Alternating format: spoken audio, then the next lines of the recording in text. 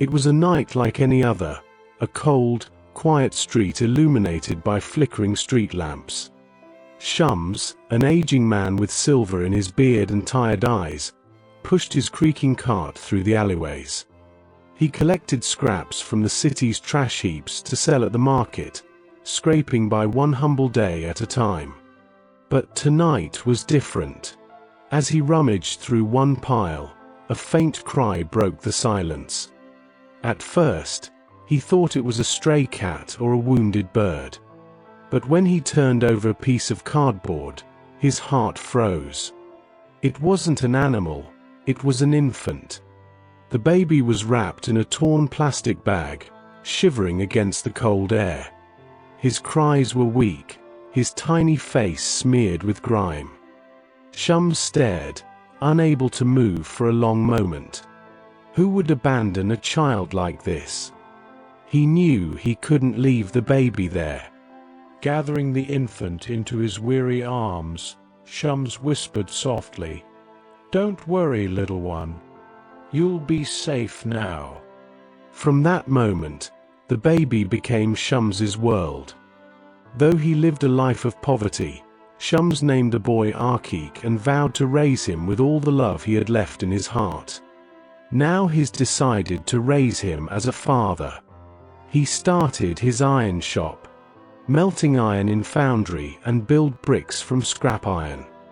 He worked harder than ever, spending his meager earnings on milk, clothes, and toys for the boy. As the years passed, Aqeeq grew strong and tall. But he wasn't like his father. From a young age, Aqeeq was restless, rebellious, and quick to anger. Shums tried to guide him, offering wisdom and teaching compassion, but Aqeeq dismissed his father's lessons.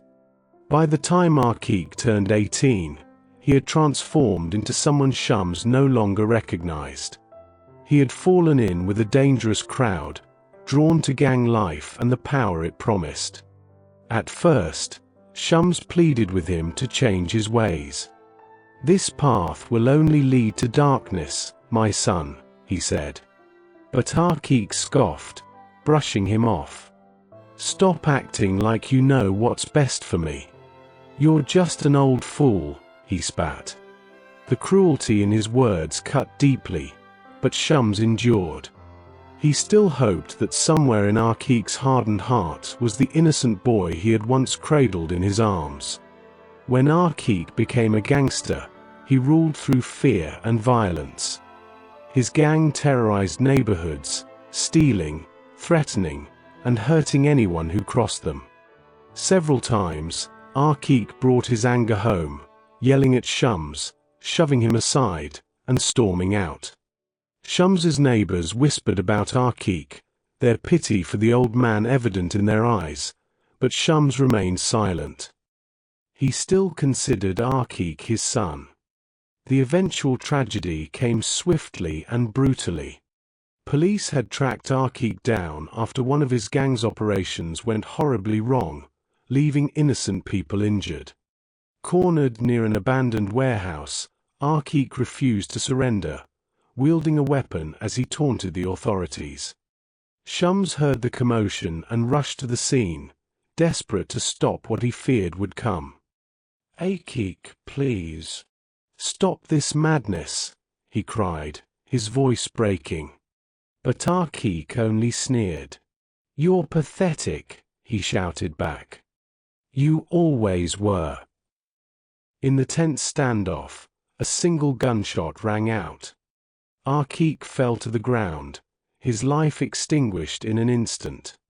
Shums dropped to his knees, his grief pouring out in anguished sobs. The police did what they had to. Aqeeq had left them no choice.